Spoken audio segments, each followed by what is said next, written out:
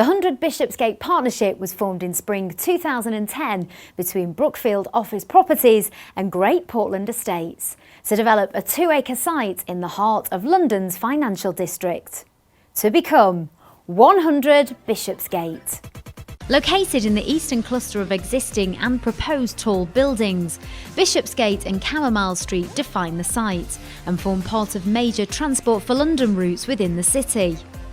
2 historic churches sit within close proximity of the site's boundaries. 100 Bishopsgate will comprise a campus of 3 buildings centred around an enhanced public realm, close to 1 million square foot of premium commercial office space.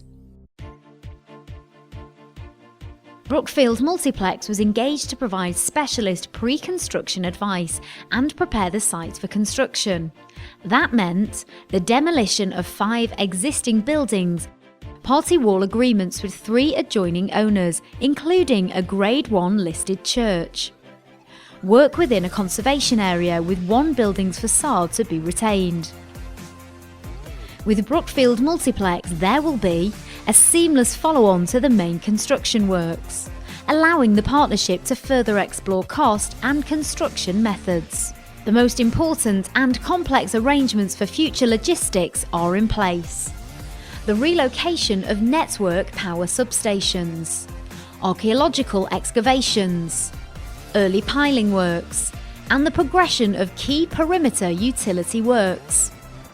The new development encompasses the entire site boundary, restricting laydown and logistic areas. Detailed studies were conducted on the huge number of vehicle movements to ensure minimal impact during the progress of the work on adjoining premises and the general public. More than 5,000 concrete trucks will deliver in excess of 40,000 cubic metres of concrete. Some of the critical challenges in developing the construction sequence are the temporary stability of surrounding buildings, the control of ground-borne water, the maintenance of access for adjoining properties, and agreements with stakeholders and statutory authorities.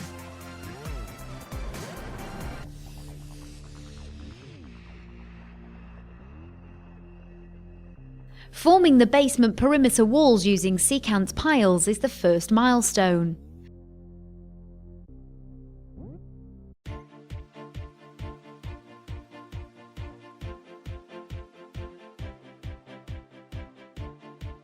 These completed piles will allow the bulk excavation for the basement to commence and will be further strengthened with the perimeter concrete capping beam. Excavation will continue down to the level at which the main foundation piles for the core of the building will be constructed.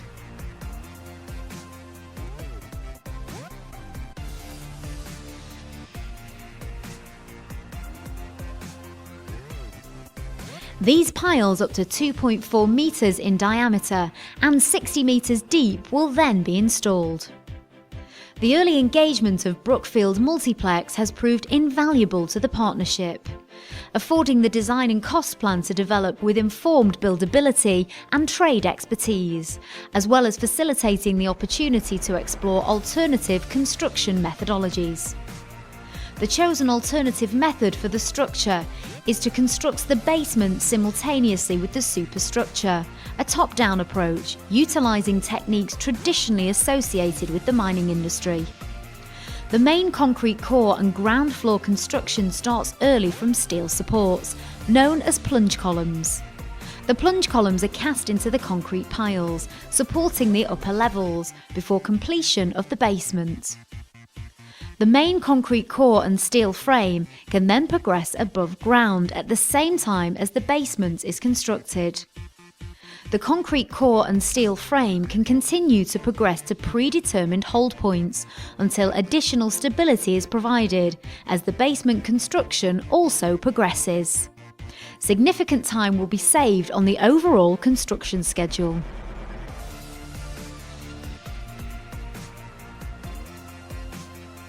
The main floors of the building are constructed from structural steel, delivered to the perimeter of the building and erected from strategically positioned and specifically selected tower cranes. 9,000 individual lifts totalling 16,000 tonnes will be carefully manoeuvred into place at heights exceeding 170 metres.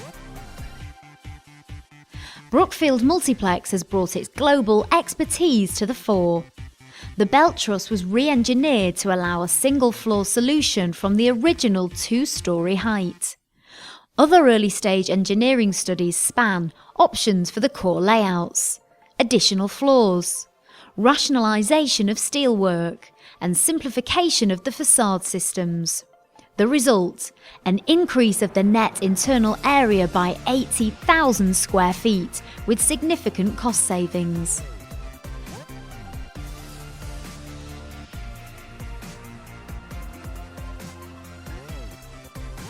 The building's power and ventilation systems will be provided from plant rooms in the basements at level 6 and roof level.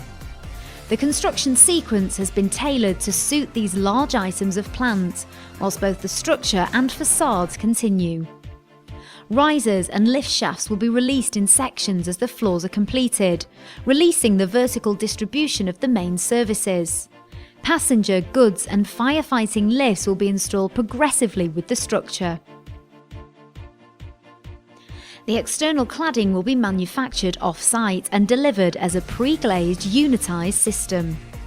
The fixing brackets that support the panels will be cast in place as the concrete floors progress. The units will be distributed using the external goods hoists, lifted into position from launch tables using special floor-mounted cranes located above. Finally, locked into position.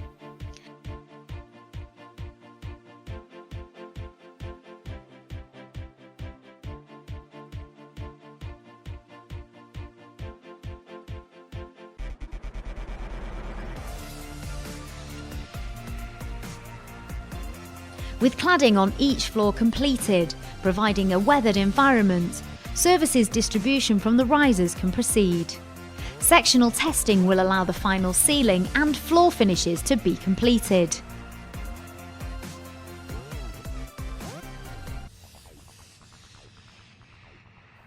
"100 Bishopsgate" will be an innovative, world-class addition to London's evolving skyline.